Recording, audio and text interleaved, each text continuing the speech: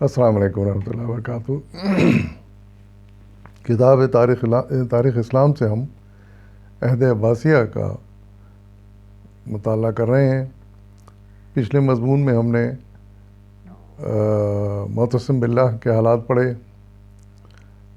اور پھر اس کے انتقال کے بعد ان کے بیٹے واسق خلیفہ بنے تھے، ان کا مختصر احوال پڑھا ہم نے، لیکن ان کے دور میں کوئی خاص کارنامہ انجام نہیں دیا گیا واسق کے دور میں۔ پھر اس کے بعد واسق کے بعد ان کا بیٹا متوکل علی اللہ اس کا نام تھا، وہ خلیفہ بنے۔ ان کا دور 232 ہجری تھا، 246 ہجری ہے، بمطابق 847 عیسوی تھا، 861 عیسوی۔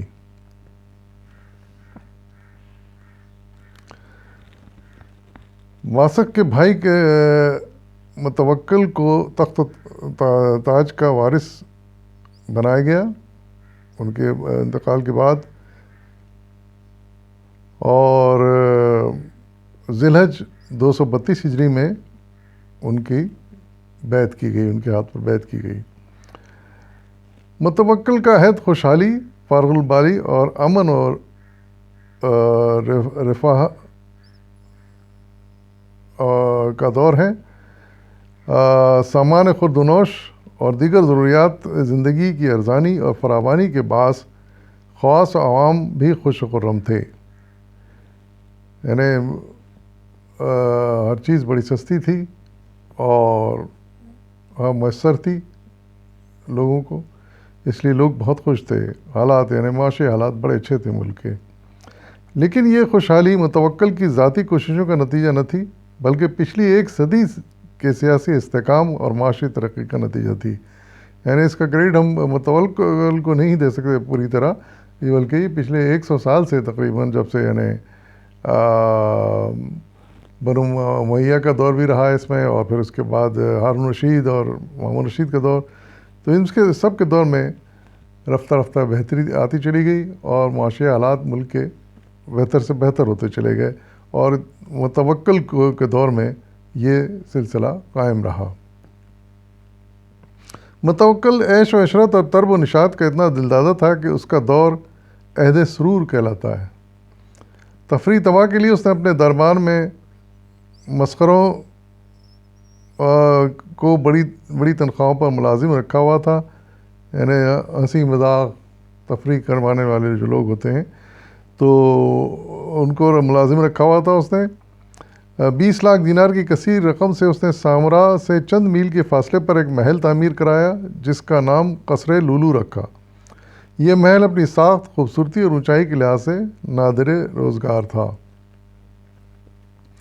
متوکل نے سب سے اہم کام یہ کیا کہ خلق قرآن اور صفات باری کے متعلق جو بحث و مناظرے ہوتے تھے ان کو حکماً بند کرا دیا، آرڈر دے کے ان کو بند کرا دیا۔ اور یہ بہتر ہوا اس لیے کہ یہ مناظرے بڑے ہی اختلاف کا باعث بن رہے تھے، تنازع کا باعث بن رہے تھے مسلمانوں میں، اور خواہ کی بحثیں چھڑی ہوئی تھیں۔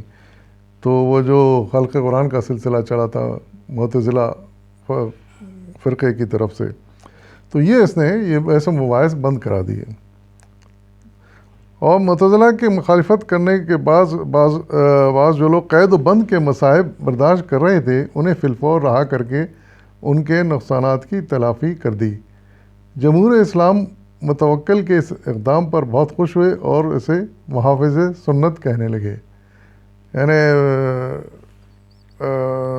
معتزلہ کے خلاف جو ان کے حمایت میں جو اقدام کیے گئے تھے اور ان کے مخالفت کرنے والوں کو، جیسے ہم نے پچھلے مضمونوں میں پڑھا، قید میں ڈالا گیا، سزائیں دی گئیں، تو ان کو سب کو متوکل نے رہا کر دیا، معتزلہ فرقے کی مخالفت کرنے والوں کو، اور اس طرح اس امت مسلمہ میں اس کی بڑی عزت بڑھ گئی اور اس کو لوگ محافظ سنت کہنے لگے۔ اہل بیت پر مظالم۔ خلفائے بنی عباس میں متوکل علویہ کا سب سے بڑا دشمن تھا۔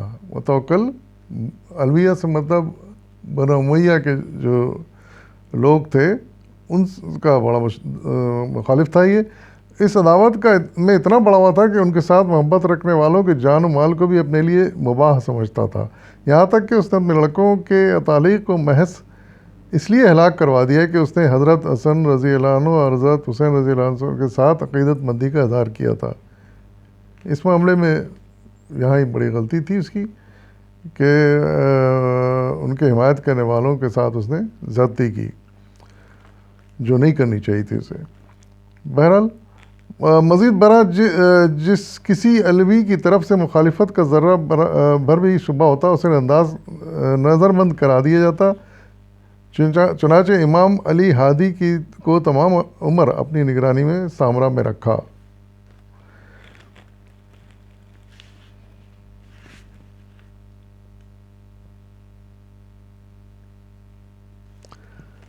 فتوحات. رومیوں کے ساتھ برتری اور بری اور بحری جنگوں کا سلسلہ بدستور جاری تھا. 238 ہجری میں رومی بحری بیڑے نے مصر پر اچانک حملہ کر کے بہت سا مال و اسباب لوٹ لیا اور ہزارہ مسلمان مردوں اور عورتوں کو گرفتار کر کے اپنے ساتھ لے گئے. رومی جو تھے، ہم جانتے ہیں کہ رومیوں سے تو شروع سے مخالفت چلی آ رہی تھی، عداوت چلی آ رہی تھی. وقتاً فوقتاً جب رومیوں کو موقع ملتا وہ ان کے علاقوں پر حملہ کرتے تھے، مسلمان علاقوں پر. جب مسلمانوں کو موقع ملتا وہ اس کا بدلہ لینے پھر رومیوں کے علاقے میں گھس جاتے، ان کے علاقوں میں قبضہ کر لیتے تھے. یہ سلسلہ بہت عرصے سے چل رہا تھا اور اس کے دور میں بھی یہ ہوتا رہا.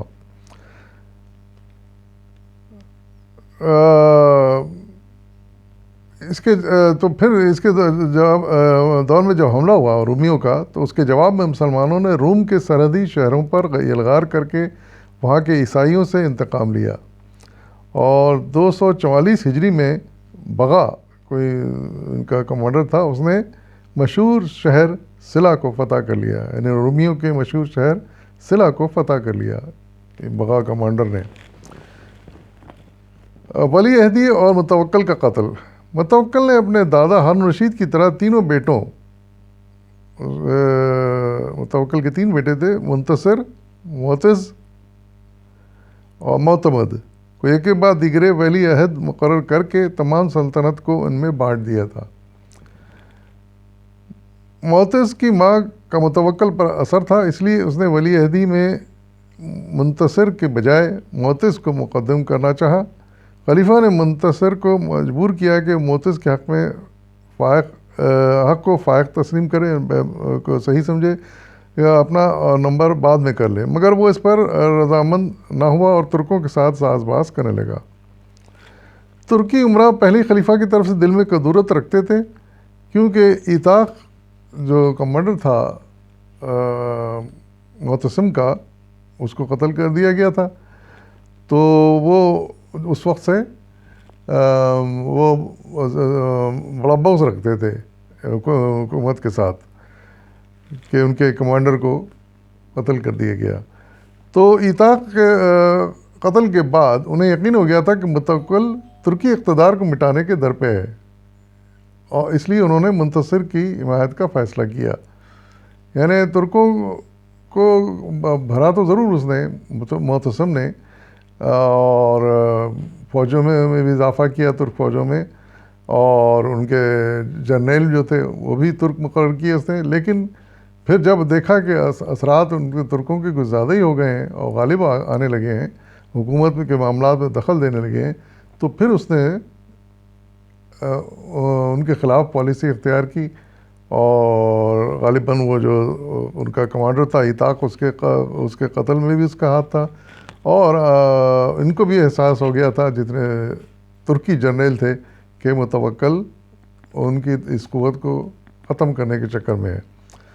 متوکل نے اپنے معتمد خاص فتح بن خاقان کے مشورے سے فیصلہ کیا کہ منتصر اور ممتاز ترکی سردار بغا اور وصیف کا خاتمہ کرا دے، لیکن اس سازش کا قبل از وقت انکشاف ہو گیا.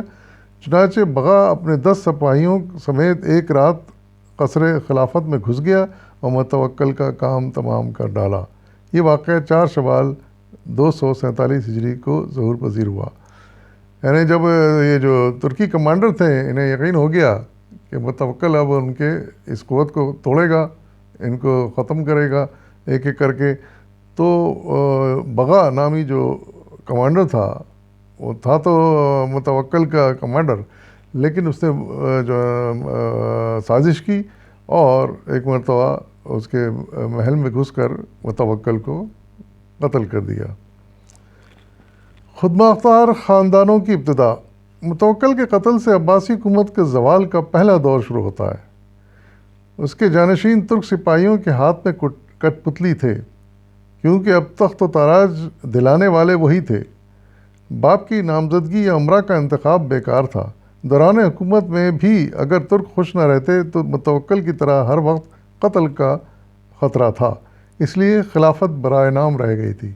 نتیجہ یہ ہوا متوکل کے انتقال کے بعد کہ خلافت برائے نام رہ گئی، یعنی صرف نام کا خلیفہ ہوتے تھے، لیکن اصل حکومت ساری یہ ترک جنرلوں کے ہاتھ میں آ گئی تھی۔ متوکل کے 4 جانشینوں منتصر، مستعین، معتز اور مہتدی نے ترکوں کے رحم و کرم سے تھوڑا تھوڑا عرصے حکومت کی، یعنی اس کے متوکل کے جانشینوں، اس کے اولادوں نے کچھ عرصے حکومت کی، لیکن یہ بڑی کمزور حکومت تھی، اصل طاقت ترک جنرلوں کے ہاتھ میں ہی تھی۔ اس کمزوری کا نتیجہ یہ ہوا کہ مقامی حاکموں نے خود مختار ریاستیں قائم کر لیں۔ تو ظاہر ہے کہ جب سینٹرل حکومت، مرکزی حکومت کمزور ہو گئی، کوئی طاقتور خلیفہ باقی نہیں رہا، سب کمزور خلیفہ بعد میں ہوئے، تو پھر آہستہ آہستہ لوگوں نے، مختلف ریاستوں نے اپنے اپنے علاقوں میں خود مختار حکومتیں قائم کرنا شروع کر دیں۔ ویلم اور تبرستان کے کوہستانی علاقوں میں حضرت علی رضی اللہ عنہ کی اولاد میں سے ایک شخص حسن نے علوی ریاست کی بنیاد رکھی۔ حالانکہ علوی دور ختم ہو چکا تھا، لیکن ایک شخص نے جس کا نام حسن تھا، اس نے علوی ریاست کی بنیاد رکھی ویلم اور تبرستان کے پہاڑی علاقوں میں۔ یعقوب بن لیث اور عمرو بن لیث 2 مشہور بھائیوں نے سیستان میں سفاری سلطنت قائم کر دی، جو آہستہ آہستہ سارے ایران پر چھا گئی۔ دوسری خود مختار حکومت قائم ہوئی سیستان میں، اور آہستہ آہستہ انہوں نے پورے ایران پر قبضہ کر لیا۔ ان کا دیکھا دیکھی ماورا نہر میں سامانیوں نے اپنی خود مختار سلطنت بنا ڈالی اور عمرو بن لیث کا خاتمہ کر کے فارس تک اپنی حکومت کو وسعت دی۔ اس طرح مصر میں احمد بن طولون، ایک ترکی غلام نے طولونی حکومت قائم کر لی۔ دیکھیں کتنے اس سے بکرے ہو گئے۔ سلطنت کے اس طرح سے ٹکڑے ٹکڑے ہو جانے سے بنی عباس کی سیاسی عظمت اور دنیا اسلام کی یکجہتی کا خاتمہ ہو گیا۔ ظاہر ہے کہ مرکزی اقتدار، طاقتور خلیفہ کوئی نہیں رہا اور مرکزی اقتدار ختم ہو گیا، تو یہ چھوٹی چھوٹی ریاستیں بن گئی، ان کے علیحدہ خلیفہ بن گئے، تو پھر مسلمان قوت جو تھی وہ منتشر ہو کے رہ گئی۔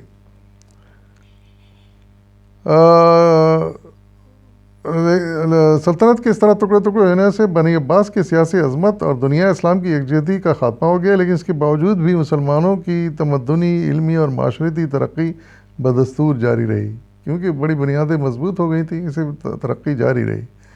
کیونکہ مختلف سیاسی مراکز قائم ہو جانے سے سرپرستوں کی تعداد میں بھی اضافہ ہو گیا اور اہل ہنر دور دراز مقامات سے ان کے درباروں میں پہنچ کر صلہ پانے لگے۔ اہل ملک کو بھی اس طرح اپنی صنعتوں کو فروغ دینے کا موقع ملا۔ مہتدی کے بعد 23 سال تک معتمد تخت خلافت پر متمکن رہا۔ گو اس عہد میں دارالخلافہ پھر سے بغداد منتقل ہو گیا تھا، جس کی وجہ سے ترکوں کا غلبہ قدرے کم ہوا، لیکن حالات زیادہ نہ سدھر سکے۔ خلیفہ نااہل اور عیش پسند تھا اور سلطنت کا شیرازہ بکھرنا شروع ہو چکا تھا۔ اس انتشار کا سدباب معتمد ایسے حکمران کے بس کا روگ نہ تھا۔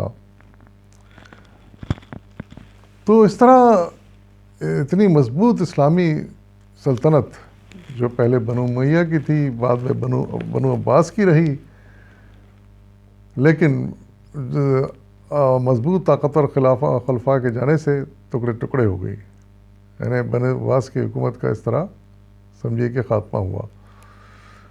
مزید احوال ہم آگے پڑھیں گے انشاءاللہ. فی الوقت اجازت دیجیے. فی امان اللہ.